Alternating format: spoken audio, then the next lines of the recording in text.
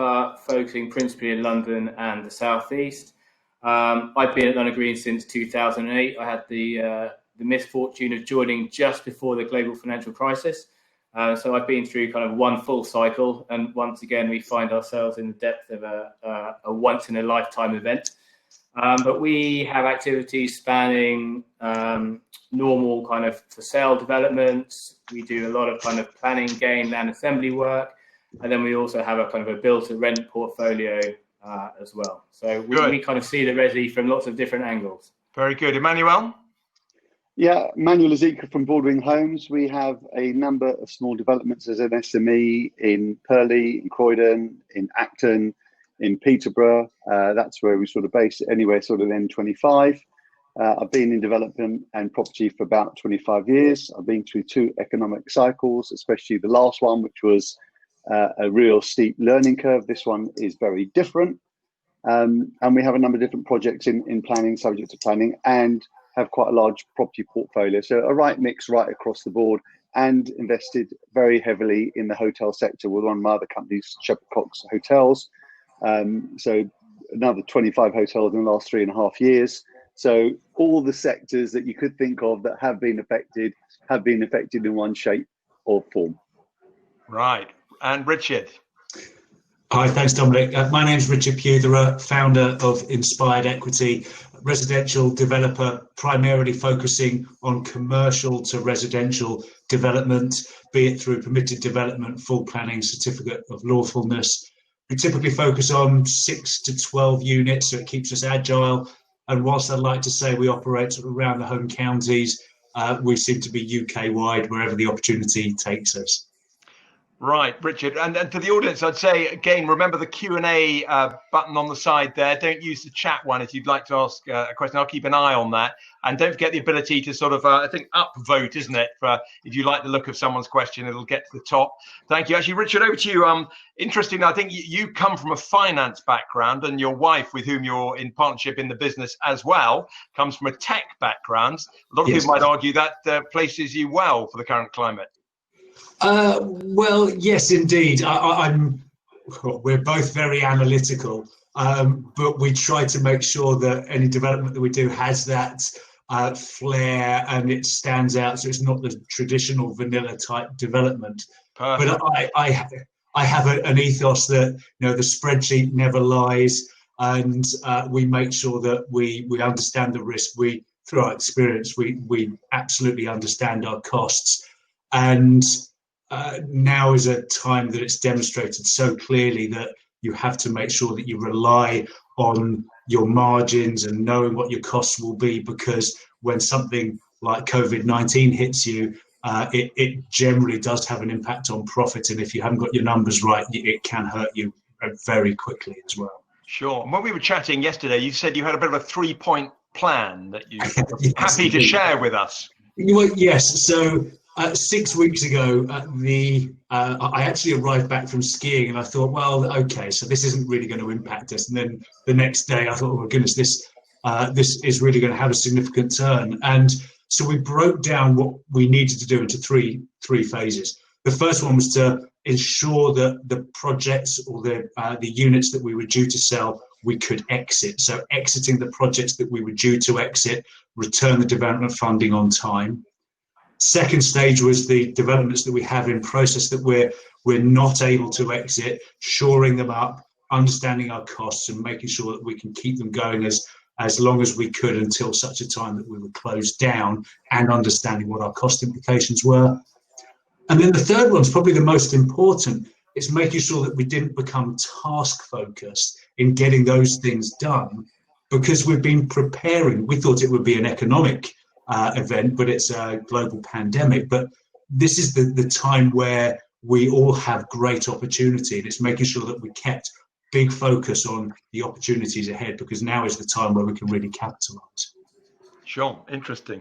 And Emmanuel, when we were chatting yesterday, you particularly want to make a couple of points around land values and funding for developers. Yeah, we are in very uncharted territory times, and everybody's being fearful, especially on the lending side. Lenders, in terms of their, loan to value, in terms of their covenants. Everything is actually a moving target. So in terms of your own sites that you're looking at, you've got to have some sort of matrix to be able to work towards. So we're doing a couple of matrices that we were looking at. So one is we're looking at where the market was just before COVID-19, and we're automatically discounting 10 to 15% off of that value as a starting point. So when we're doing our appraisals and we're looking at our profit on cost, it's taking off 10 to 15% off that value already, but it's also ensuring that we have 25% on costs, including finance, and 35% without finance. So trying to build in that buffer. And as Richard was talking about before, if you didn't have your margins before, you're really going to be suffering right now. So it's looking and appraising it. And, you know, there's going to be opportunities that come. Not everyone is going to be the right margin, but if you wait long enough, you will find one that falls into those particular margins. So we're just waiting our time and evaluating that. Lenders are changing. They're quite fearful. But more importantly is your contact. For me, it's my contact base of, you know, a finance background. The amount of different brokers and funders that are still in the market that see things differently and understand it. So the challenger banks, the new banks, are very fearful. They're not going to support you in the same way. But the other banks that have been in these economic cycles a couple of times that you can still work with, because they understand it's just a period in time. So understanding where you get your funding is quite important. Very interesting. So back to basics, I suppose that's an obvious one, but you articulate it very well there, Emmanuel.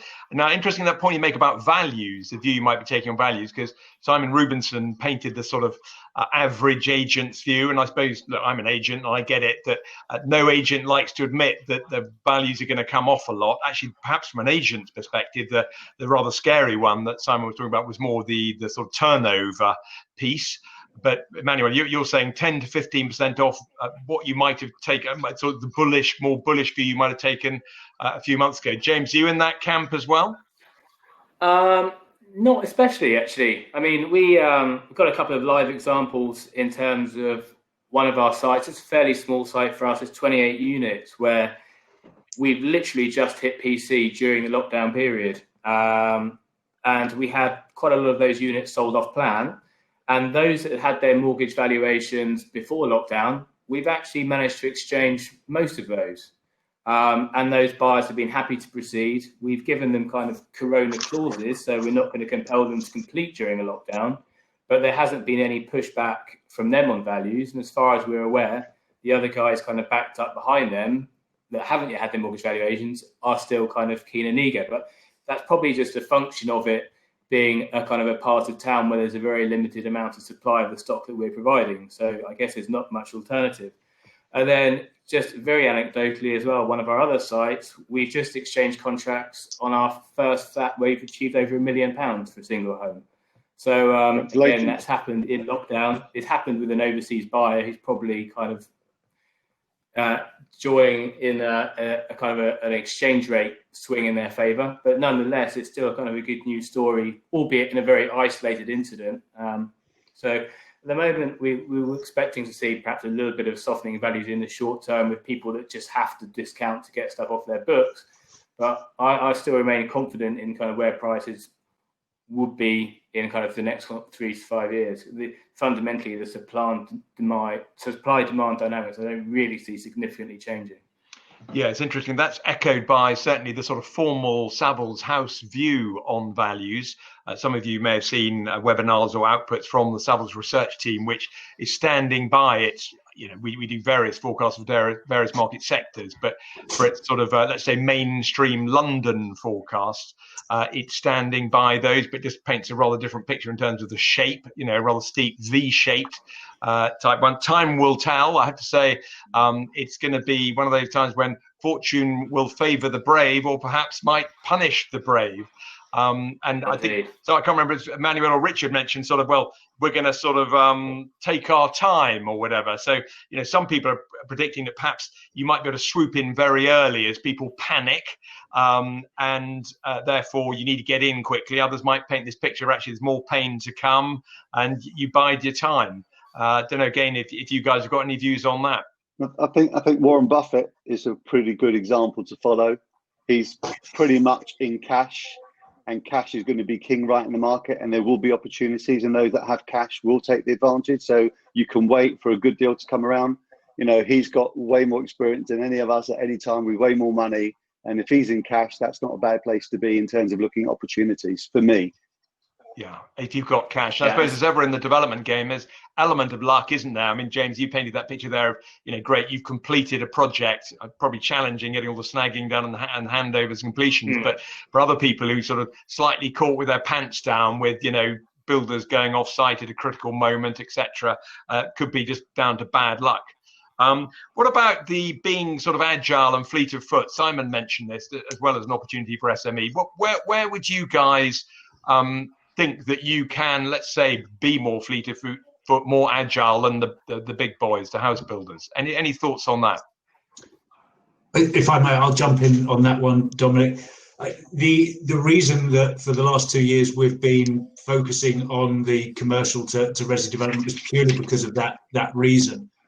Ground up developments I see as an 18, 24-month turnaround, whereas conversion of an existing building, whether it's commercial or residential, into multiple units, I see as an 8 to 12-month turnaround time from point of acquiring site to actually selling the units.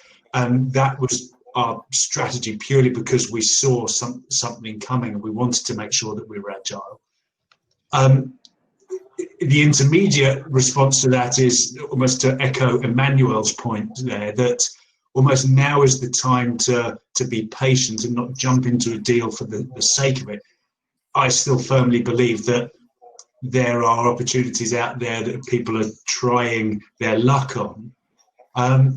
But now is the time where I actually think that, personally, we're looking at projects that potentially make us less agile, because I don't need to exit or don't necessarily want to exit a project in 8 months, 12 months, when we don't know necessarily what the market will be doing.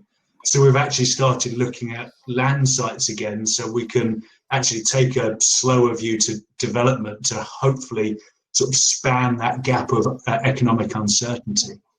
But having been agile ensures that we've got capital behind us to enable us to go out and make those decisions in an agile fashion. Okay, and I suppose relevant to the whole COVID-19 thing ties in with the environmental and sustainability piece that I know has been chatted about before at TrustedLand events.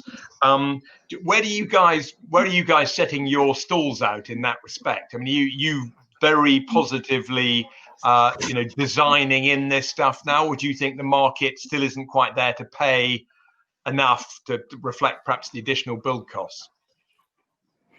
If I may, I think this is something that's going to become more and more prevalent. I think, especially for SMEs, we've seen in the last few years a huge wall of money come into the market from institutions for kind of large-scale build-to-rent, and I think these guys can outcompete us in terms of prices they can pay for sites and their cost of funding and their cost of building. And I think where SMEs are really going to need to focus now is on the differentiation and on the quality of the product, and not delivering this kind of identity housing that you see on these huge estates. So I think it's going to become more prevalent, and certainly as a kind of perhaps a kickback from COVID is that people will start, I think, naturally to look for, can I get somewhere with a bit more space? Can I have a dedicated workstation? Maybe I need a bit more of outside space. And I think those people that embrace this and kind of plan ahead for that, I think will be rewarded when it comes to selling those units. So we'll be kind of getting that value back. Good. And I guess tying in, again, Simon made the point about the planning white paper, sort of eagerly expected, and maybe there are quite a few tweaks being made to it now.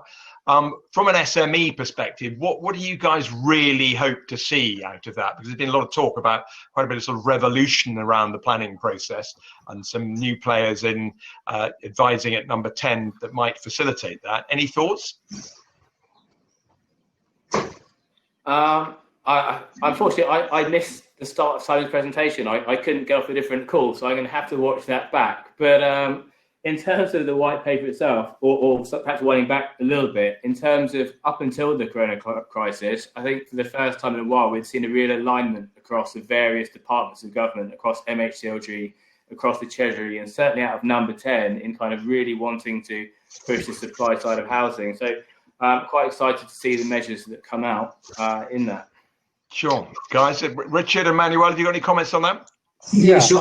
There was sorry, Emmanuel. There was talk in Simon's presentation about changing permitted development or extension to that. Now, in the networking break, I was chatting with some colleagues about my view on the PD office to residential. Yes, it's something that I've taken advantage of over the years, and if the opportunity is right, I will. But I think there needs to be some focus on creating the right product now, given what we know about what people have been through in the last 2 months of lockdown, and making sure that we're providing enough space, shared space, outside space, because the smallest PD unit I've done is 36 square meters, so not small, but we have to take into account what we now know. And then there's this discussion about retail to resi, and I know it's happening. I know there's probably some great opportunities, but I can't help but think that high streets full of where it might have been a retail with residential uppers, that it's now all residential. I don't know how well it sits, and the saying "just because you can doesn't mean you should" sits at the back of my mind at the moment. Like, I think there needs to be some work on that before it's released into sort of the open market. Yeah, well said. Emmanuel, did you want to make a point? Yeah, just from our own experience over the last few months, it's been nothing but very difficult to get planning through the process, the timeframes, the toing and froing. So hopefully the white paper will allow that process to be much better than what it is now, because at the moment it really is awful from all the different areas that we're putting some planning into. And one of our architects is Duncan. He's doing quite a few bits for us, and he'll tell you it's been just appalling the amount of information that we're having to provide to get something through. So it's taking forever. So hopefully that will smooth it out. Good. Yeah. Well, sorry, just to layer in one more point there, Dominic. I think one of the things that, just to layer into what Emmanuel just said there, is the thing that we struggle with most is not the point of getting to a committee and getting to a decision. It's then how long it takes after that point in terms of actually having an implementable consent. So not wanting to kind of pile more work on, but I'd actually would favour some kind of system where actually a lot of the matters that get pushed into conditions are actually dealt with up front as part of the application, just so you know that once you've got to your committee and you've got your decision, is that you can crack on much more quickly. Yes, well, I think one of the byproducts out of the COVID-19 lockdown is going to be, and there's an irony here, given how clunky and sort of old school a lot of people regard the whole planning process, that actually the tech that's now, well, actually it's been around for a long time, but is now being embraced to ensure that planning does happen. I and others I know share this view, think that that's going to be one of the really positive benefits coming out of the COVID-19 sort of scenario.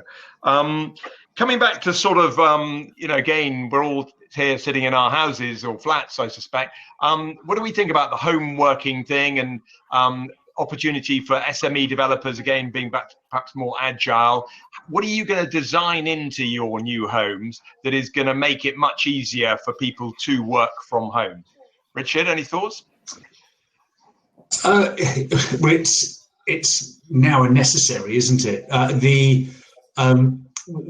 I have, where possible, tried to include spaces even in one-bedroom units that we've created there, where it's an obvious space to create add a workstation. But I think now it's become much more apparent that this is necessary.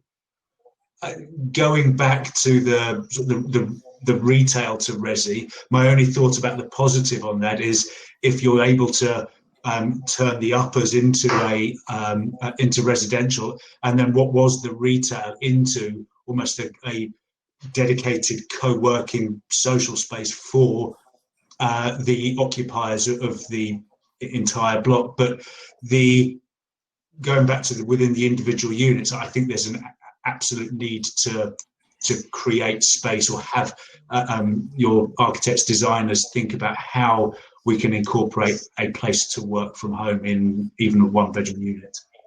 Good. Well, actually, in one of the From my perspective, sorry, Dominic, to cut across, I think the one thing that everybody's going to be asking even more questions about going forward is how good is the broadband? I think I wouldn't be surprised if we have some kind of wide score type certification going forwards, almost as a requirement. Yeah, no, I'm sure a lot of people would agree with that. And indeed, you probably know that WiredScore are looking to sort of get a residential offering out there.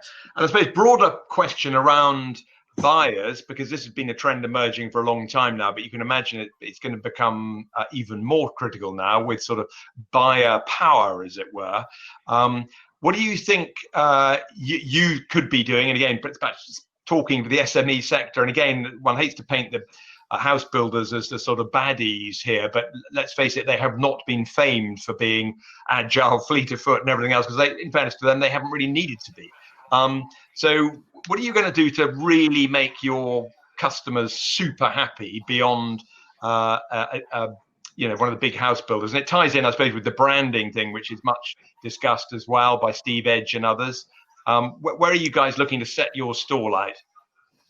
Well, for us, I would like to think that we already do. But sorry, Manuel, I think you're about to speak there. We've decided as a company we're going to use interior design along to really make our property stand out. And we use Carolina and Ademczyk. They've done an amazing job for us in terms of bringing a product that's high value but low price in that regard, to make affordable homes or luxury affordable homes at the entry level. All of our stuff is Help to Buy, 600,000 or less, but to provide a lot more value within that price range compared to the national house builders or other builders in the area.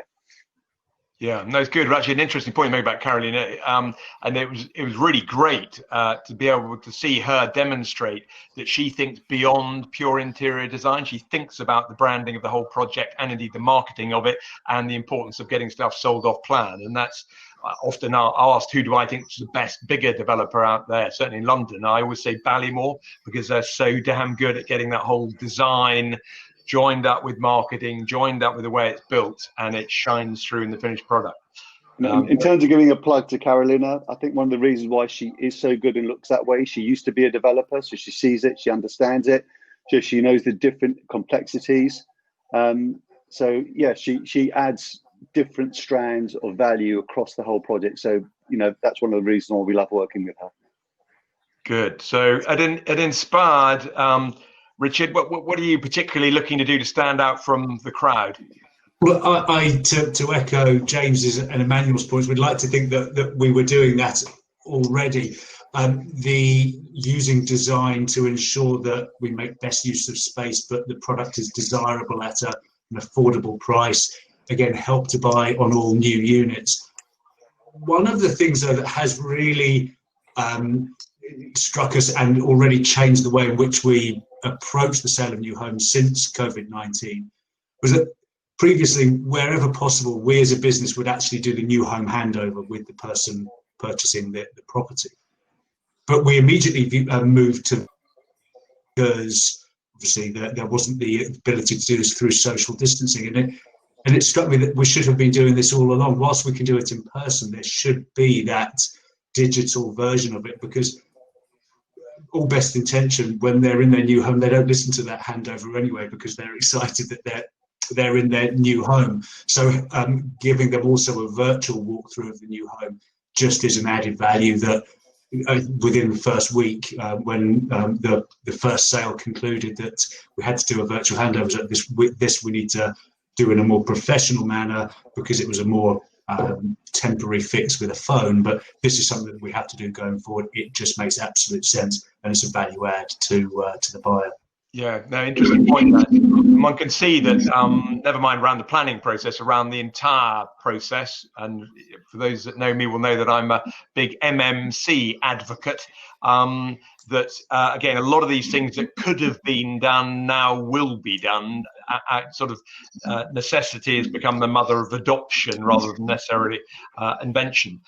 Anyway, look, we're now on to the sort of more open question bit. So please do use that Q&A button, guys. And we've got some questions here. So first one from Tariq Mubarak. Are we likely to see work from home design become part of planning policy? So an extension of what we were talking about there. I, for one, I think just yes is the answer. It sort of must do. And I think part of the sort of working from home bit, sorry, I don't want to answer the question, but just put a bit more sort of flesh on the question, really, is that regardless of COVID-19, there was a move toward more working from home anyway. And again, certainly the bigger house builders have not really reflected this in their designs. And you can see that COVID will now bring into sharp focus. But so any particular thoughts as to whether you would welcome, indeed, it becoming more of a planning issue as well? I think one of the things that I would quite like to see a return to is something that kind of appeared in kind of the early 2000s was kind of live work as a use class, and it kind of came and went very quickly. And certainly there were issues around kind of how they're funded and how they were kind of policed in terms of kind of planning. But I think, again, that's something that could be kind of something that could come out of Corona, is the fact that, you know, if people do want to work from home, but they need more than just a desk space, they actually do need a formal workspace, then there could be a pushback for that. I think the issue is a little bit wider than that, and working from home is maybe a little bit too specific. I mentioned that the smallest permitted development one-bedroom unit that we've done is 36 square metres, so still a reasonable size. However, some developers are pushing that down sub 28 square metres. So maybe it's not a working from home shift in planning policy, but better sympathy to the need to have better space for new homes. Because if there was a working from home, a workstation in a 26 square metre unit, then technically it's ticked the box, but is that an appropriate living space for someone? I'd question that. Right. Well, that segues quite neatly, actually, Richard, into the next question from Duncan Gunn. Post-virus, do you think that the UK will move towards a Scandi/Norwegian model of greater state input into services provision and design standards, more reliance on state ? And normally that would send shudders down any developer of any size spine. Anyway, thoughts from you guys? Personally, I don't think that will happen just now. I think there's way too much other things that their government need to deal with to focus on right now. And that's probably one of the last of their agenda that they need to focus on, in my opinion. Yeah. But although that said, we are seeing this move towards building beautiful, which will be coming through. Yes, indeed. And in fact, the guy I alluded to earlier being in number 10, Jack, I can't remember what his surname is now, the guy from Policy Exchange who went into number 10 a few months back, was one of the sort of main movers behind that. Beautiful, build better. Was it build better, beautiful? I can't remember which way around it was.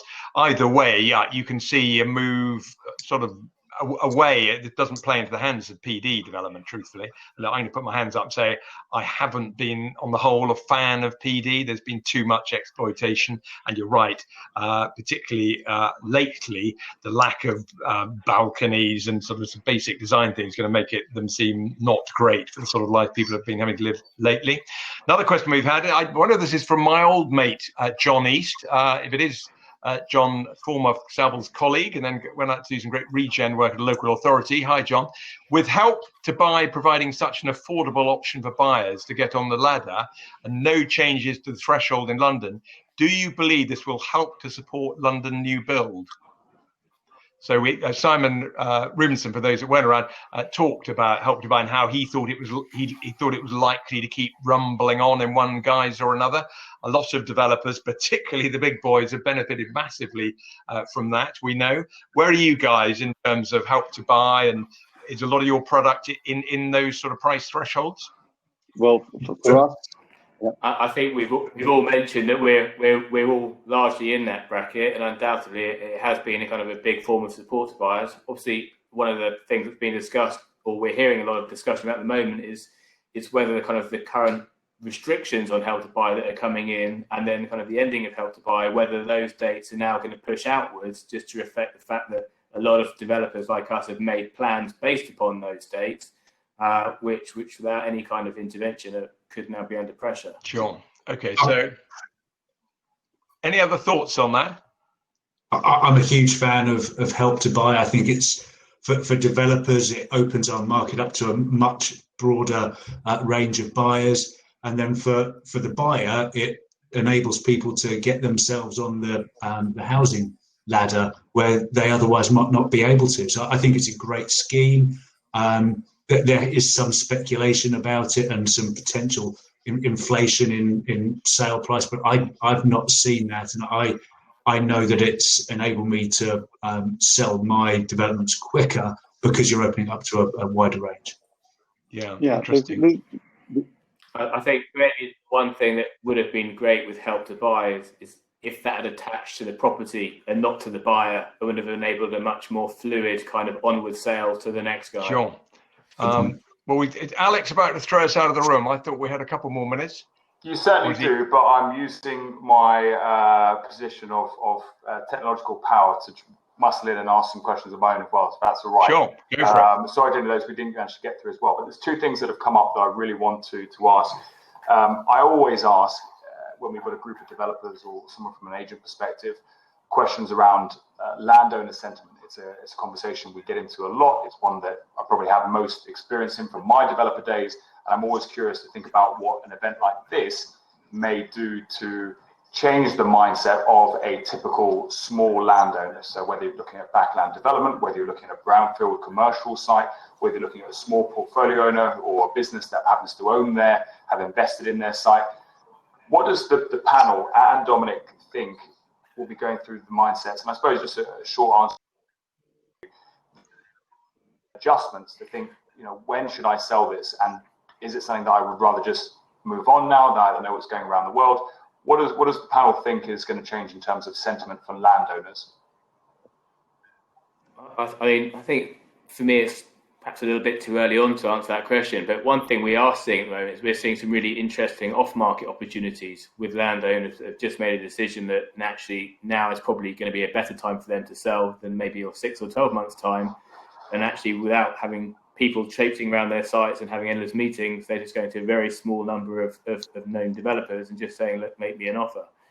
So that could present obviously some good opportunities. Yeah, I'd sort of echo James's view myself that right now it's too early to say, but I mean, equally can sound a bit lame. And slightly, as we were alluding to earlier, there's going to be some luck here, as to when you do blink, when you do that deal. And because there are very different pictures being painted about how quickly things recover. I mean, one watches the news and hears another airline's laid off X thousand people. It's not just people in retail who are suffering. There's some big industries having some really big holes knocked out of them at the moment. And you've got to ask, well, what does that mean for the wider market and confidence? So, but who knows? We've seen as we bounced out of the financial crisis, 12 years ago, we were probably in the slough of depression, thinking the world was over. And what do you know? Things did. I mean, it was painful for lots of people, but you know what? They did get going again. So it's going to be a game of timing. Something I'd like to sort of chip in when I always think about SMEs. Most SMEs tend to work in quite a tight area. That means you can build up exceptional market knowledge of the planning process, of local values, what's going for what school's got a good Ofsted report, what's going on in your local patch. And that sort of now, I think, is going to really stand you in good stead now as well, really having a good grip on what is happening in your local patch.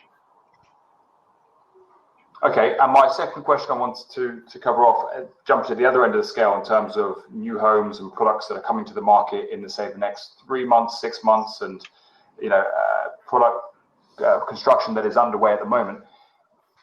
We've seen a little bit of Airbnb coverage in early March. People talk about, well, this is an isolation unit, or this is if you want to go, if you work for the NHS, and using marketing terms to almost jump on the bandwagon. When do we think is the right time, and what do we think are the key messages that are going to come across in updated marketing to say, we recognize that this may be one of your pain points and our product or our development covers off some of that? Do you think there's going to be a right time, and do you think there's going to be a focus on the kind of messaging? Yes. It's an open question. Guys, I didn't want to say too much. I'd say yes, unashamedly, but you've got to do it in an unexploitative way, and it's just a subtlety of marketing, isn't it? That's down to getting your marketing right and having a good gut feel for what feels right. I mean, funny enough, on our new homes WhatsApp group, the Savills WhatsApp group today, one of my colleagues was sending around photographs. He's been involved in sort of making sales offices and show flats safe and putting stickers up and encouraging people to stay 2 meters away. Yeah, some basic stuff like that's going to go on to show you're thinking about it. But equally, some people will go over the top, and the market will see through that. Yeah. Very interesting. And I suppose, Dominic, just to sort of wrestle you into one last question, the same one that I asked for Simon as well, and you always do answer this very eloquently. But where do you think, you've obviously got 3 fantastic real developers here. Where would you be encouraging people to spend their time? Obviously, you mentioned about, sticking to your area and bringing to the table what you know. And I did hear a great saying the other day, which is, if you, in a time of recession, don't jump to something completely new, stick to what you know and make the most of it, but adapt. What do you think is the opportunity that, the developers attending today should really be focusing on? Well, the easy answer is the basics. And actually, I think Emmanuel nailed it earlier, when he ran through the policy that, around his boardroom table, guys, does it hit these thresholds? Then, of course, you've got to overlay some of the other stuff we chatted about. What are some of them are subtle, other more significant changes that are going to come out of this around environmental things, around outside space, around home working. So, I mean, I don't think there's no boring answer, sort of silver bullet type response to that. It's just, as you've already alluded to, Alex, do your knitting that you've always done really well. Is it too soon for things like kid dungeons? Is that a thing that come in? I've heard a few families struggling with kids interrupting workflows. We've done all right today. So kid dungeons, maybe a little bit of marketing and branding. Carolina's help on there to sort of make it more acceptable. Guys, I'm going to thank you all very, very much for sharing with us today as well and spending time. Dominic, it's always a pleasure, and it's really great to actually bring some of the views and strategies to life from the real developers. And I appreciate, nobody has all the answers, and the initiative ones and the ones who are forward thinking are spending a lot of time looking at their plans to see what they can update. And not everybody wants to share these. So in the spirit of Developers Boardroom, I really appreciate you 3 being open and sharing with the rest of the audience about what you see as a change to your plan. So thank you very much. I'm just going to take the opportunity just before we round off and go to our final networking session, just to sort of remind you of the dates. This is a good opportunity to grab your diary and just to make sure that you're available. Everyone's available. So the excuses are somewhat limited. But to come and support us next week, it is the 3rd anniversary of Developers Boardroom. 3 years since 12 of us sat in a little hotel room in Earl's Court eating a very questionable breakfast. And we'd love to celebrate that with you and do something very, very positive to help those who have really struggled with some of what's gone on a very sort of granular level in terms of youth homelessness. Land Aid are doing an incredible job. They turned around their new emergency appeal within 3 weeks and have had incredible donations from teams at Savills and a lot of the senior team there. Some people have really stepped up to the plate to show what the property industry is about when people need them most as well. So we're going to do our small little bit. We've got fantastic prizes. The States Gazette put in a prize. Steve Edge, our favorite dress up guru, is going to turn up in his glad rags with some amazing prizes to share with the winning team as well. Adam Sheik, Adam Stars. We have got some awesome celebrities who are going to make guest appearances. I promise you they are legit. It is the real deal. Will come and join us. And then please do come back on the 3rd of June, 2 p.m. till 5 p.m. to join us for the Is Retail to Resi a Reality debate. And we talk about quality homes a lot today.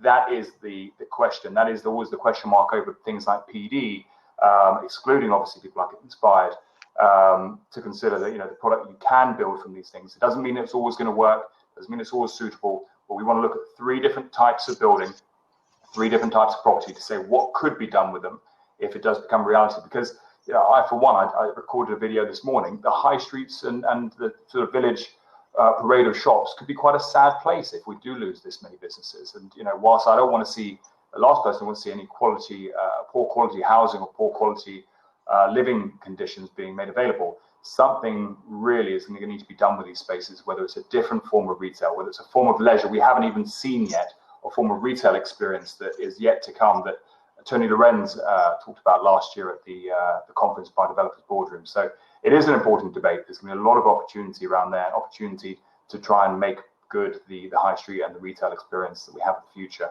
And of course, a lot of you have been asking to hear more from Fiera Capital, their plans with their portfolio developers, some of which are mentioned in the Real Developer Index, and to understand the relationship between a developer and someone like Fiera Capital and how they can share information between them. So please do join us for that session.